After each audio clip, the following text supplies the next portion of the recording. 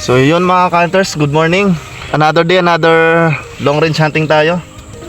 Yan, banat tayo ng extreme range sa gamit ang Magnum slug natin. Yan. Ngayon lang nagawa yung ating side cam, gawa na nabasag yung double mirror niya sa loob. Kaya pinadala ko muna kay Sir John Brent. Yan. So yan mga hunters, stay tuned. Abangan nyo yung mga patama natin. 129 meters. Yung hangin. Ayun, isture yung kahayag normal.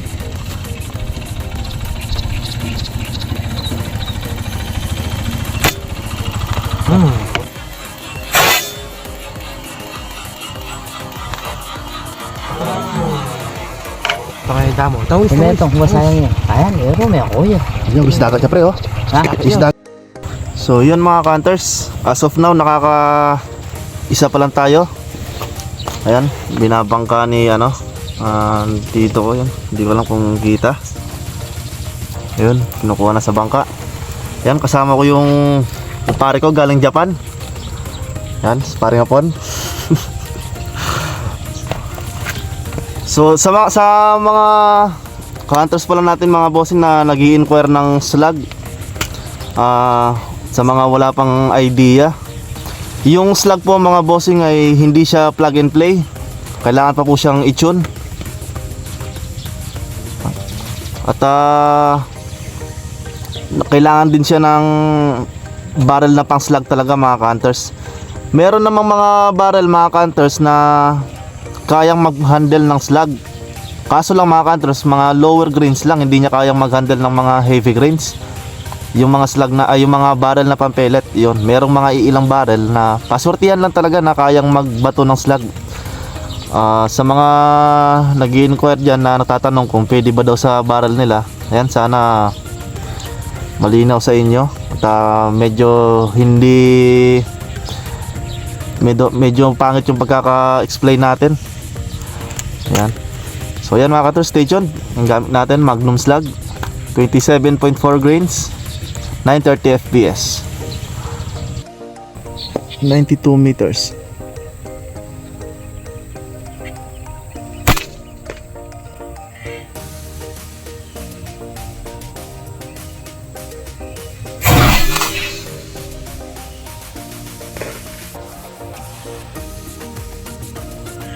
Nalikat-kat yan. Sapul. Sapul yan Sa pool mga bossing. Yan, 151 meters. Mali na ba? Kaya.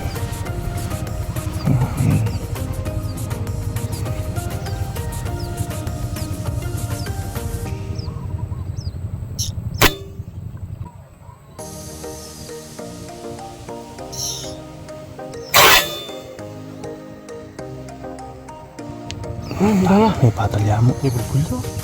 Patas siya oh. Ila, Ito rin niya. turo niya. 145 Sinubrahan meters. Sinubra yata adjust kang baboy eh.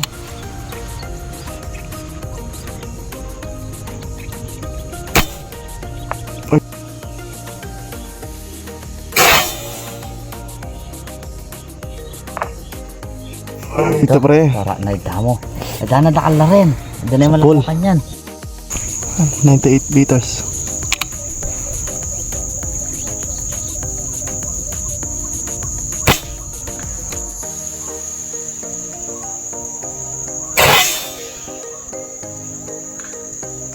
Ako lagi ka, hindi balas, marna la. Ito rin niya. Tanah matay pa ito na kanyanta. Ito, ito rin niya mari. Oo, ano may? Yun mga hunters, subukan namin hanapin yung patama namin sa 98 meters, isang kanugtog. Yan, sana ma-retrieve namin at palayan nito. Yan. Anong oras na mga hunters? So yan mga hunters, stay tuned at hanapin muna namin yung isang patama namin. 120 meters. Wala para siya kanina. Gusto pre?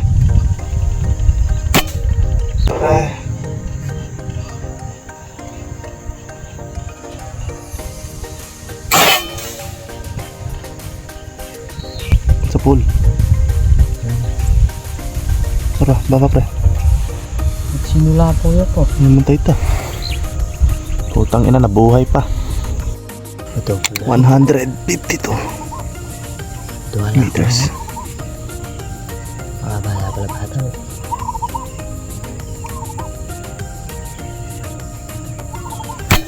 Yan.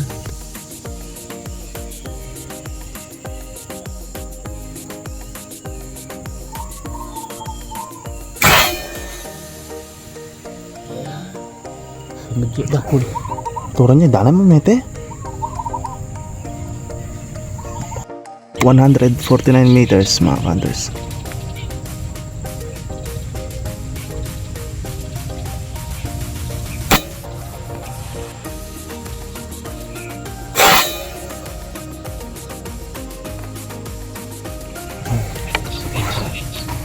Ba pre, Ito dala sinula po ito. tinamaan yung isa mga hunters. Yan, stage 159 meters mga hunters.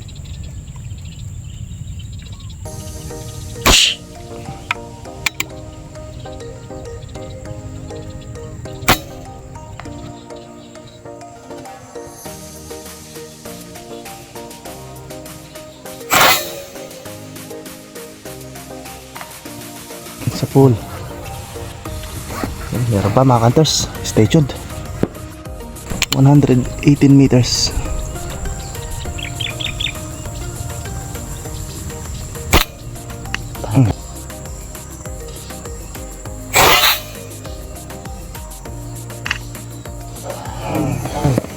Hinaboy pre. Isa pa. Baka. Nagtanong tila mamamatay pre. Ayo. Kailangan 125 meters mga kandas. Ayan o. Tos metos.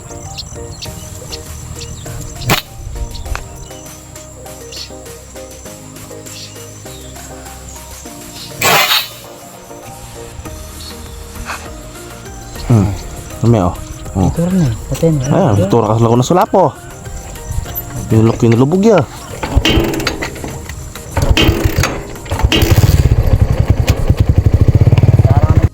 Mana lang ano. 100 meters.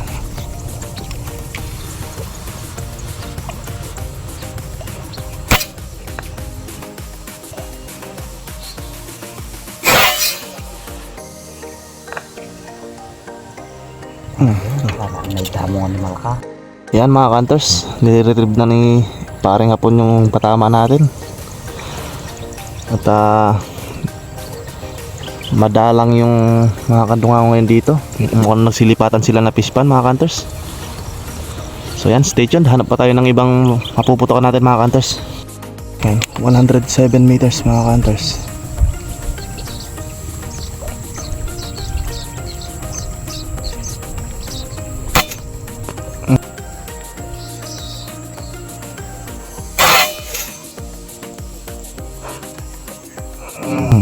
Sa pool mga hunters. Ayan, barlam mo na eh. Problema pa kumakita ng kahit naman dun. Taming tok mo. Saan kayo pa na? Follow up natin mga hunters. Sabi na? Diwa. Ayan pero masob na. Oh. Di mo na eh. Di mo na yung barlan. Ayan, patay na mga hunters. 82 meters mga hunters.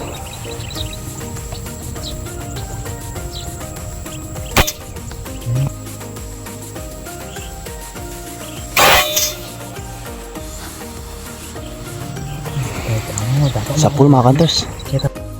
115 meters mga hunters. Try natin. Huli na pre. Oh.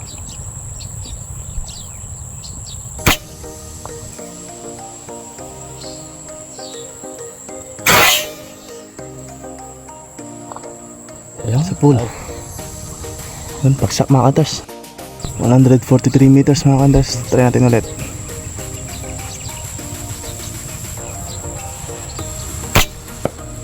Ita ha.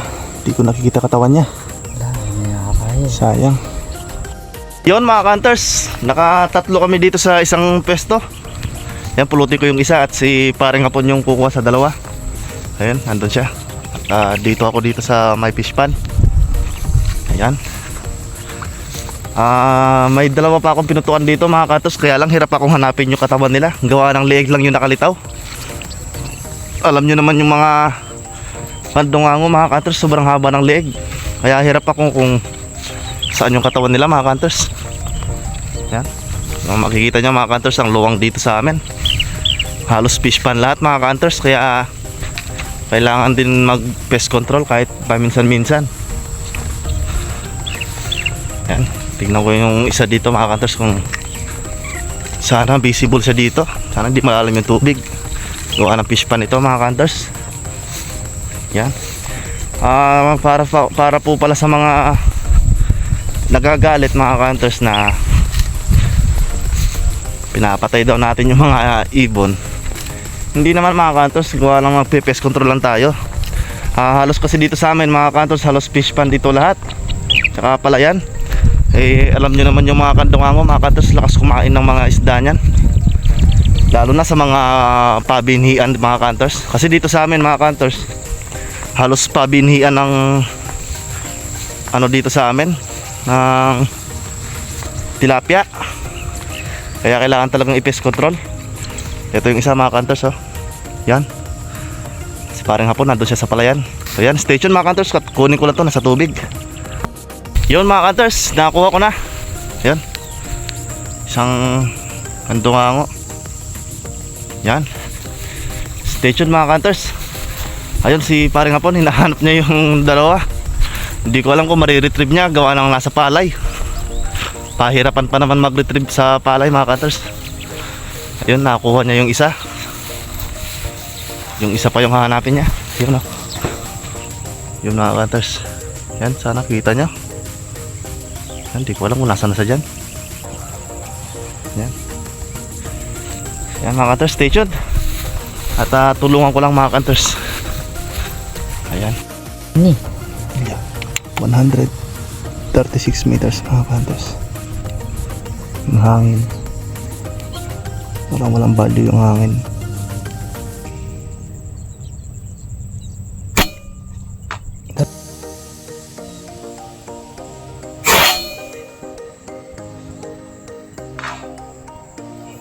Huli. Para may damo. Aba. Patay na mga ka-hunters. Yun, stay tuned mga ka-hunters. 122 meters. Ayan.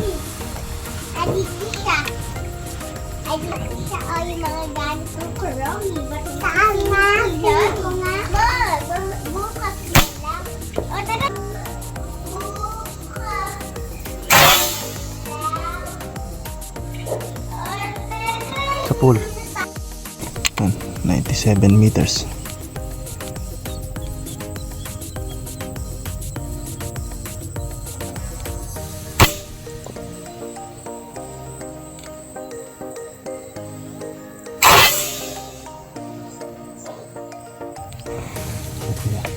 Sa pool mga ka-hunters. Ayan, tag-diameter.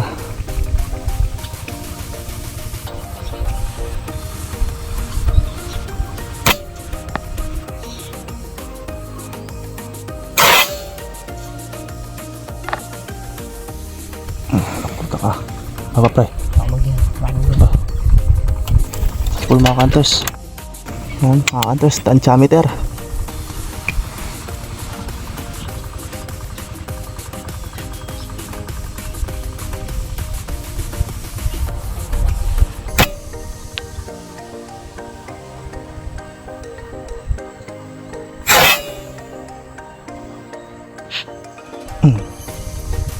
Sa pool mga ka-hunters.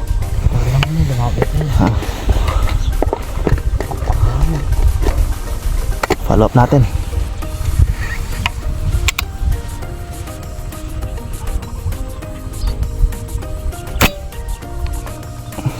Wanan. Hindi ko na alam kung gaano na kalayo to. Ramang.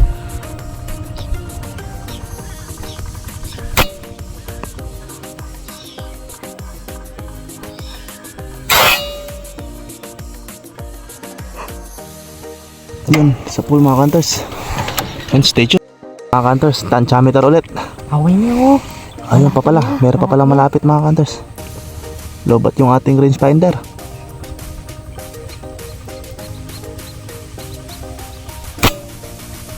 Yun, nababa ng 2M rad. So yung isa doon estimated natin mga 4M rad.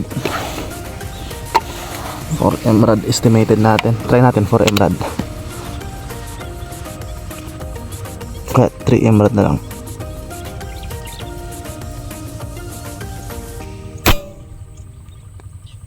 Aba kayo. Mababaya pre, ikip yung balas.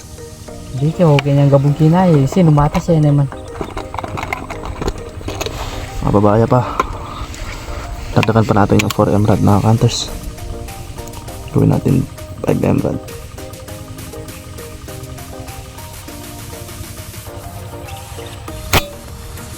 Ayun. Sumatas niya naman. Sayang. So yun mga hunters, nalobat yung ating rangefinder. Yan, ayaw niya na mag-read. Ito, tingnan niyo mga hunters. Ayan, lobat na. Ayaw niya na mag-read ng ano, ng iba't ibang range. Gawa ng lobat na siya. Sa ating pagtatansya mga hunters, nakapatay naman tayo ng isang kandungango na kanaboy mga hunters. Yan, pauwi na tayo. At nakakawalong kandungango na kami mga hunters, tsaka 2 uwis, tsaka 6 na tobats. Yan, solved na rin mga hunters. Yan, ito yung unit natin. Magnum, tapos Magnum slug yung gamit natin mga hunters. Yan, Magnum slug pa rin. Yan. Till now nangangapa pa rin ako sa ano, sa wind compensate natin sa long range. Hirap ako mga hunters sa ano, sa pagtansya. Gawa ng paiba-iba yung hangin. Tapos yung mas mahirap pa mga hunters yung ano, yung pa-X na hangin. Yung dalawang direksyon yung pinupuntahan, kaya ang hirap. Kahit i-center mo mga hunters, kitang-kita mo yung bala diretso sa, kaso kinakabig siya ng hangin. Kaya pahirapan talaga sa long range. Yung kinaganda ng long range naman mga hunters, nakaka-challenge siya gawin. Hindi katulad ng Sakura. Kapag ka dumapo na yung ibon 100%, sa'yo na yung ibon eh. Kasi sa malapit lang yung kura eh. Sa long range naman ng mga hunters, sobrang sarap kapag ka nakatama ka, gawa ng nasa-challenge ka. Hindi lang yung puro tutok lang. Kasi sa long range mga hunter, kung puro tutok lang yung gagawin mo, isi-center mo lang sa crosshair yung ibon, wala, di ka tatama mga hunters. Gawa ng nilalaro mo rin yung hangin. Tinatansya mo yung windage compensation mo. Kahit gaano pa kabigat yung bala mo mga hunters, kahit gaano kalakas yung tune mo, meron pa rin compensate yan mga hunters. So yun mga hunters, not bad na yung ating hunting ngayon. Naka 8, ay bali siyam pala mga hunters. Siyam tapos 6 na bato-bato, tsaka 2 uwis mga hunters. Yan, yung iba hindi namin ma-recover, hirap hanapin mga hunters. So ayan mga hunters, mukhang hanggang dito na lang yung ating video. Yan, pakita ko sa inyo yung kumpare ko mga hunters, nagre-retrieve siya. Yan doon, sana kita nyo. I-retrieve niya sa ano, sa fish pan yung isang kamaboy. Yan. So ayan mga hunters, hanggang dito na lang. Yan, shoutout pala kay Sir Papa Kid. Yan, shoutout kayo sir. Maraming salamat sa mga benta mong ano, benta mong Astro Pellet na napakamura. So ayan mga hunters. Yung mga natatanong pala mga hunters, yung gamit nating rangefinder. Yan, West Hunter galing kay Sir Ralph Rendell. Saka yung ating West Hunter na scope, West Hunter HD Gen 2, 832x56 SFIR FFP mga hunters, galing din yan kay Sir Ralph Rendell. Yan, sa mga gustong mag-avail, PM nyo lang si Sir Ralph. At kung medyo matagal kayo ma-replyan mga sir, tsaga-tsaga lang talaga, gawa ng napaka-busy ni sir. Ang dami niyang tinutunong unit ngayon, yung mga West Hunter na side lever, gawa ni Sir Macmac Ramos. Yan, maker din ng MX2 Kronos mga hunters. Yan, solid yan. Mga gustong sumubok ng mga pang long range, yan, pwede yung Kronos mga hunters. So ayan mga hunters, hanggang dito na lang yung ating video. Hindi ko napapakita yun sa inyo. Ay sige, pakita na natin mga hunters yung ating mga huli. Ayan, baka sabihin hindi tayo legit. Ayan, no. Ayan mga hunters, ang dami na, oh.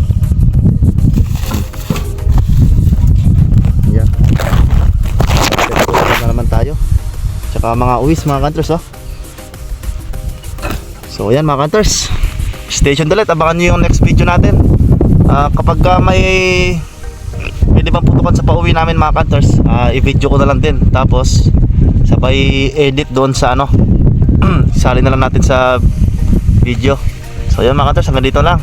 Paalam. 147 meters.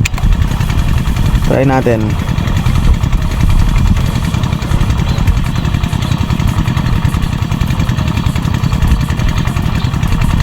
Mate pre. Mate pre. Ako na kaya ka pre. May silula po yun. Ay ta! Mate kaya be. Sa pool mga kanters. Tantiameter mga kanters. Try natin sa 100.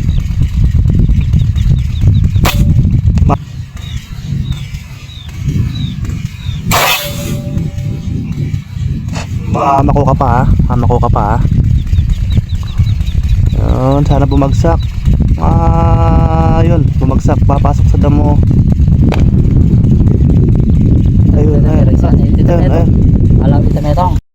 Yun mga kanters, pauwi na kami, nakatama pa na, di ko alam kung ang ilan meters yun mga kanters, tantiameter lang. Yun, nakadalawa pa kami. So sana mahanap namin. Parang pumasok sa damo mga kanters.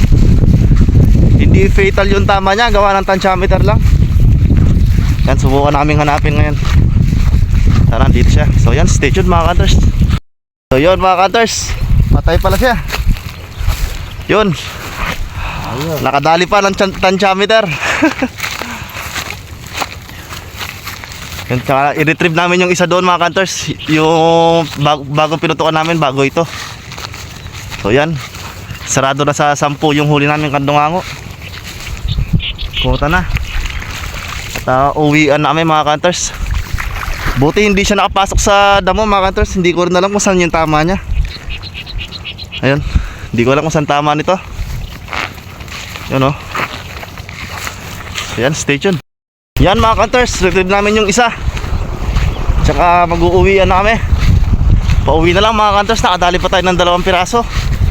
Solid. Yan, balikutan na tayo.